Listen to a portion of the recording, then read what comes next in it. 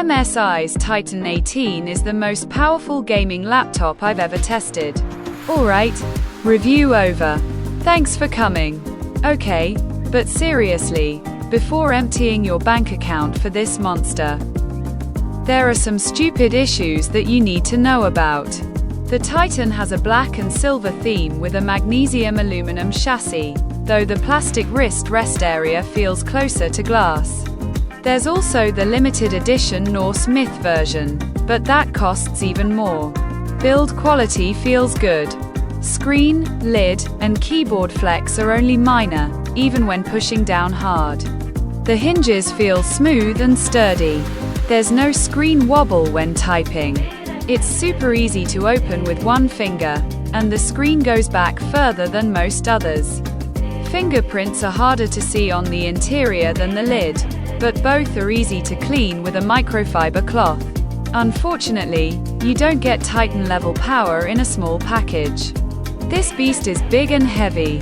The Titan tips the scales at 8 pounds, or 3.6 kilos if you're metric-minded. Throw in the 400-watt charger and you're lugging around 10.5 pounds, or 4.8 kilos. It still weighs the same as last gen, but doesn't quite steal the heaviest laptop crown from Alienware's M18R2. Interestingly, the older 2023 Titan with smaller 330-watt charger ends up heavier when including the charges. So, although we're at 400 watts now, at least the newer charger is more compact than MSI's old brick. My configuration has Intel's Core Ultra 9285HX processor, NVIDIA's RTX 5090 graphics, 64 gigs of RAM, and an 18-inch UHD plus 120Hz mini LED screen. But the price will change a lot depending on what specs you pick with the link below. And if it has a good sale, we'll have it listed on our gaming laptop deals website so you can get it at the best price. The mechanical keyboard has per key RGB backlighting and all keys and secondary functions get lit up. It's got 4 levels of key brightness, which can be adjusted with AF8 shortcut. You can't see the brightness of the keyboard change unless you stop pressing function. But you can see the touchpad change with it. And the lid logo's brightness is synced too. All lighting can be customized through the included SteelSeries software. There are way more effects built in compared to most other laptops out there. The keyboard feels nice to type with, but Cherry MX Ultra Low Profile mechanical switches means it's louder to type on. Only the keys highlighted in green are actually mechanical. The ones in red are not. The seamless haptic touchpad is the worst laptop touchpad I've used in my entire life. Even its cool RGB lighting couldn't save it. It can be a bit awkward to use with the lighting off as there's no border. But the real problem is the click. The touchpad decides when to make a click based on if you're touching the touchpad, which sounds fine, but in practice, I found things like double click and dragging files around to be extremely annoying. Sometimes they work, sometimes they don't. In the case of double click, you have to physically lift your finger completely off the touchpad between the 2 clicks. If you do the first click and then just slightly loosen the pressure and don't actually take your finger off the touchpad, most of the time, it doesn't double click. You have to actually lift the finger up, which just isn't something I normally do because other touchpads don't care about that. So, I just tried to double click then, and you only heard it go once. And if I take my finger off, it's gonna release the click. That time it worked. Worked then, didn't work. I don't know. It's just strange. And it's just the inconsistency that annoys me the most. Same with dragging files around. Sometimes it'll just unclick while moving the mouse around, which releases the dragging motion. And then sometimes it doesn't. The Titan has a good amount of ports. I like that thicker, bulkier cables run out the back and stay out of the way. But I would have preferred a Type-C port on each side. It's got plenty of good options for connecting monitors. I found it weird that they've got port icons underneath on the bottom panel, but not on the top where you'd actually see them when plugging in. That's the wrong side. MSI. Getting inside requires taking out 12 Phillips head screws, all the same length. I had a bit of trouble opening it, even with proper pry tools. I'll leave a link to the ones I use for opening laptops below. Inside, we've got the battery down the front, 2 memory slots above towards the middle, and 4 M.2 storage slots in total. I've got 3 SSDs installed, a Gen 5 and 2 Gen 4. And I appreciate that MSI are actually labeling which slots support Gen 4 or Gen 5. This is a simple thing most other laptops aren't doing. The primary Gen 5 slot has a cooler. And I know Gen 5 SSDs generate heat and benefit from cooling, but connecting it to a heat pipe that goes straight to the CPU feels questionable. MSI tells me it's better this way to ensure the SSD performs well. They tell me the SSD might add 5 to 8 watts into the cooling system, and that they've got the connection to the heat pipe as close to the external fins as possible to avoid the heat from the CPU limiting SSD performance. But I don't know. Ultimately, that heat is still transferring from the CPU out to the fins, and the SSD is along for the ride. All 3 of my 2TB SSDs came in a RAID 0 array, which is why the speeds are insanely fast. But if any of the 3 drives happens to fail, there would be data loss in this configuration. The SD card slot is fast too. The card doesn't click in and sits out a little, so be careful not to bump it. Wi-Fi performance was decent, better than last year's Titan with the same card. So maybe the drivers just improved over that time. Alright, we need to talk about the downgrade from 4 sticks of memory in last year's Titan 18 to 2 sticks in the 2025 model. Honestly, I think this is preferable. With 2 RAM sticks, you can still go up to 96 gigs of DDR5 memory. So, faster speeds and realistically, still plenty of capacity for most people. With 4 memory slots, the Intel specs tell us that the memory would run at DDR5 to 4400, depending on how many sticks you're installing. And that was a downside of the older Titan's 4-slot memory configuration. The last gen version ran at like DDR5 with 4 sticks installed, and that's just due to Intel's memory limit. So yeah, personally, I would take 2 sticks of faster memory and have the extra SSD space. That said, my upgradability score gives a point for each RAM and M.2 slot.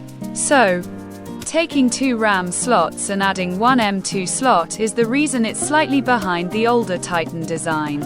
In any case, there are more upgrade options compared to most other laptops.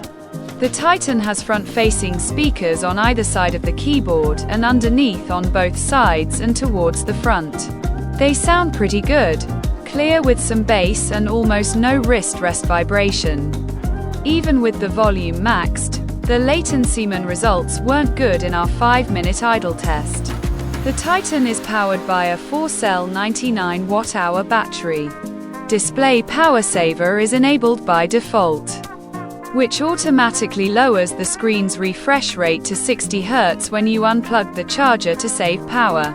The change doesn't make the screen flash black when Optimus is on, like most other laptops do. Battery life was decent when compared to most other powerful 18-inch gaming laptops tested, and better compared to MSI's last-gen Titan 18. Generally speaking, you'll get better battery life from a smaller laptop, especially with an AMD processor. The Titan lost 21% of its battery while asleep for 24 hours. But this isn't a fair comparison with the other laptops, as it depends on the size of the laptop's battery. Here's how much battery power was lost on average per hour. But the drain isn't looking too bad compared to the other laptops we've tested so far. Temperatures get cooler if you're fine with the cooling pad running louder. There's a link to the one I used below. Manually setting the fans to max speed wasn't much cooler than leaving them on automatic, but it was louder. Like many other laptops tested, maxing the fans out and cooling pad doesn't lower the CPU temperature, and that's because the extra cooling allows the laptop to boost up significantly. With all 8 cores almost running consistently at 5 GHz. Crazy stuff. Extreme mode otherwise mostly performed much the same, regardless of what we're doing to the temperatures. This is good performance, despite our thermal throttling at 100 degrees. And considering the thermal throttle was removed with the stand and cooling pad, it must have only been minor. Because the clock speeds don't actually improve that much with it gone.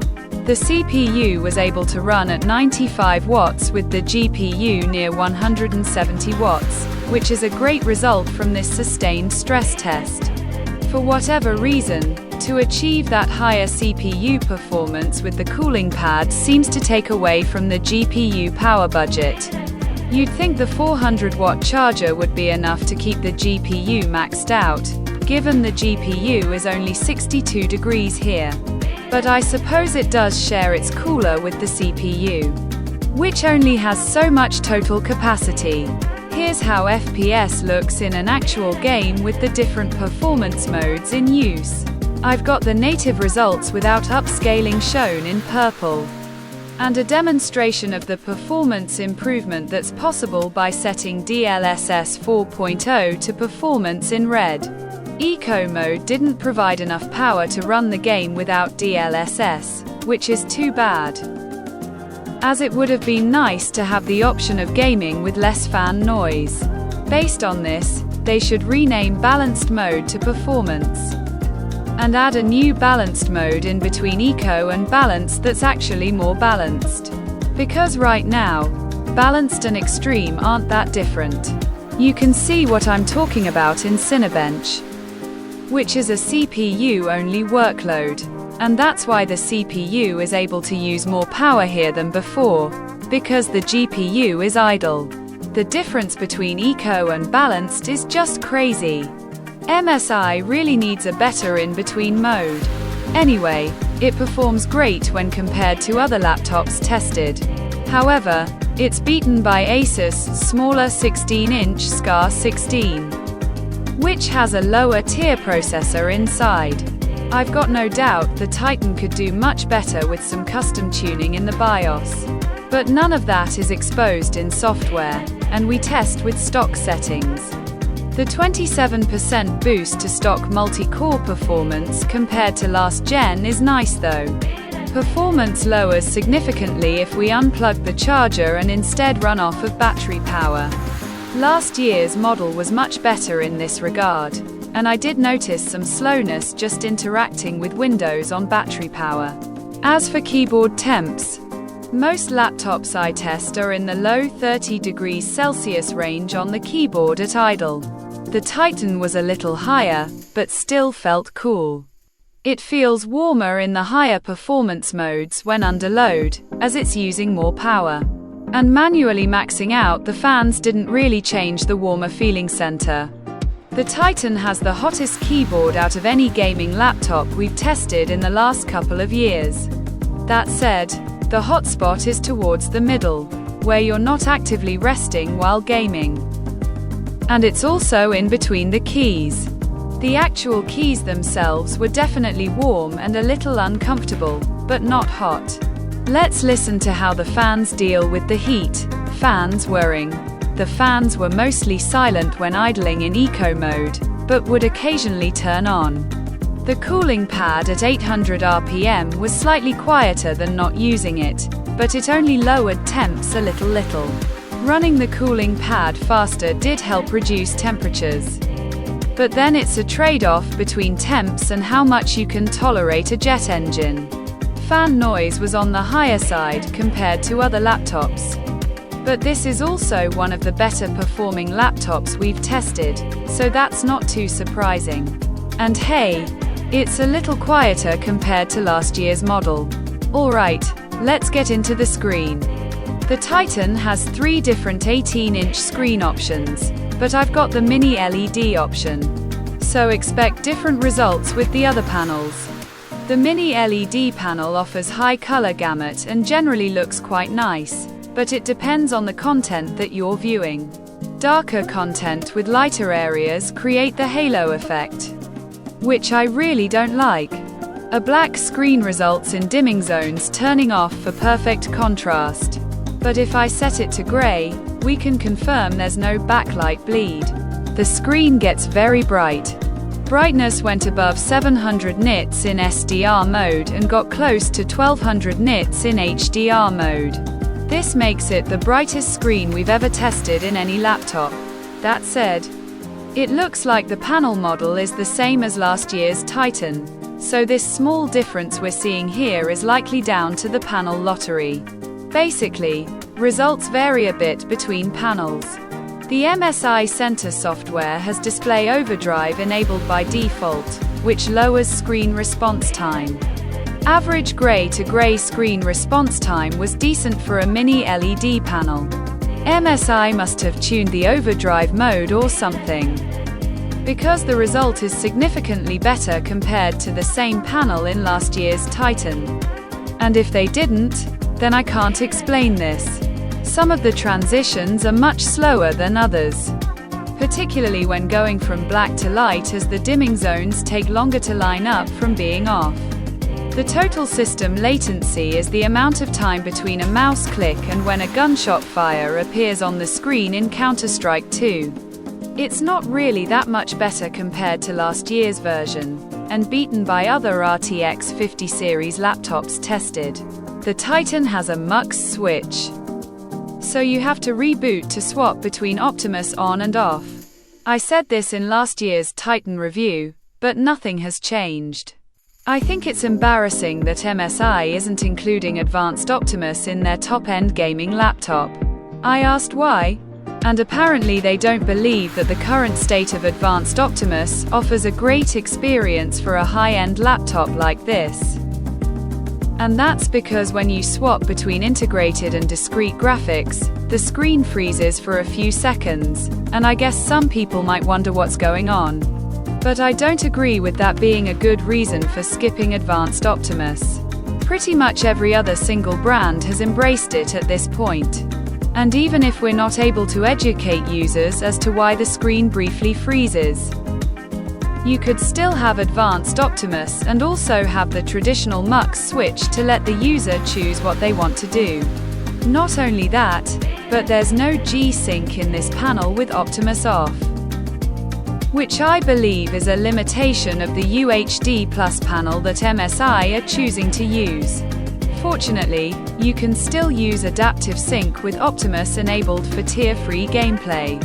And given the difference between Optimus on and off does matter less at higher resolutions like this, and the difference also got smaller since Microsoft's Queso update. Personally, I'd probably just leave Optimus on all the time and never bother rebooting to get the slightly better performance. The camera above the screen is 1080p. It's got IR for Windows Hello Face Unlock and even a physically sliding privacy shutter. And this is how it sounds while typing on the mechanical keyboard. Now what you've all been waiting for. Let's see how the Titan performs in games. Cyberpunk 2077 was tested with the game's benchmark, and the Titan was one of the best gaming laptops tested so far. Especially at 1440p and 1080p, where presumably its 285HX processor or F6400 RAM is helping out. The Titan's supremacy continues with ray tracing set to Ultra and DLSS on.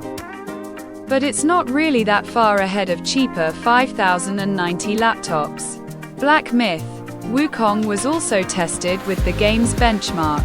And again, the Titan was at the top of the charts. But we're only talking about a 1 to 2 FPS lead, and it's a similar deal with ray tracing enabled.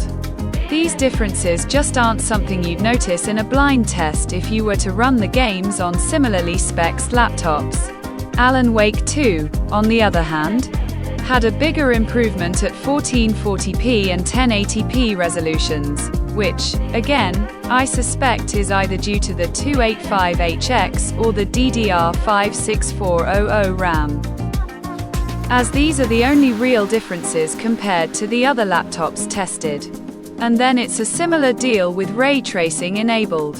MSI's Titan 18 has broken most of our gaming records. Here are the 3D Mark results. Content creator results were great, with the Titan being a chart topper in all tests except for Adobe Photoshop, but it's close if we don't count liquid-cooled results. The extra RAM with a 5090 would also be good for AI work.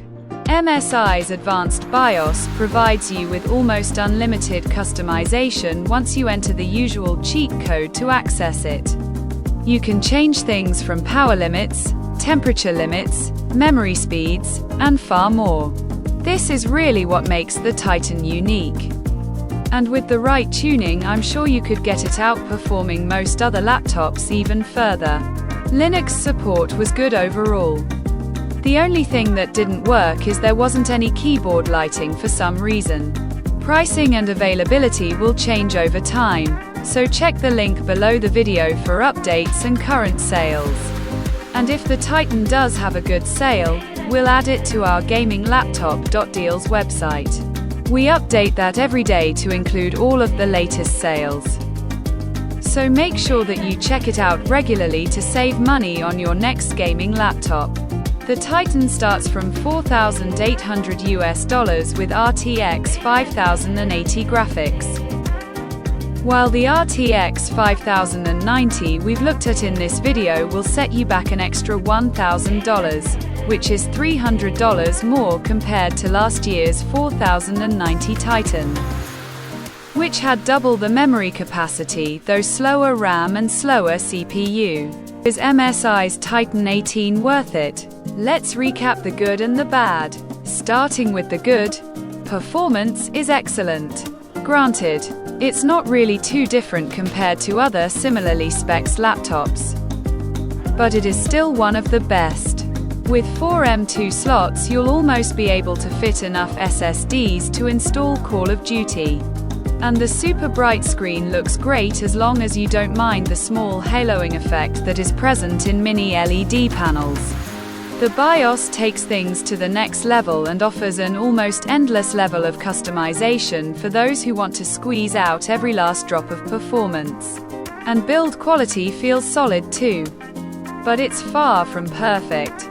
The touchpad is just frustrating to use, and a mouse is pretty much essential. The lack of advanced Optimus and G-Sync at this price point is a joke. These have been standard features on much cheaper gaming laptops from every other brand for a couple of years at least, and I don't agree with MSI's reasoning for not including them. The Titan really is a specialist machine, and overkill for most people. If you don't need one of its unique features, like 4 M.2 slots or advanced BIOS, there are better balanced options out there that won't cost quite as much. But if you're after an 18-inch gaming laptop with 4 memory slots, advanced Optimus, G-Sync, even a working touchpad, you'll need to look at pretty much any other option. Currently, we're working on a review of the Asus Scar 18, so get subscribed for that. Until then, you can check out the only other 18-inch gaming laptop I've tested this year over there next. It's Gigabyte's Aorus 18, and while it does have its own problems, advanced Optimus, G-Sync, and a working touchpad aren't any of them. So I'll see you in that one next.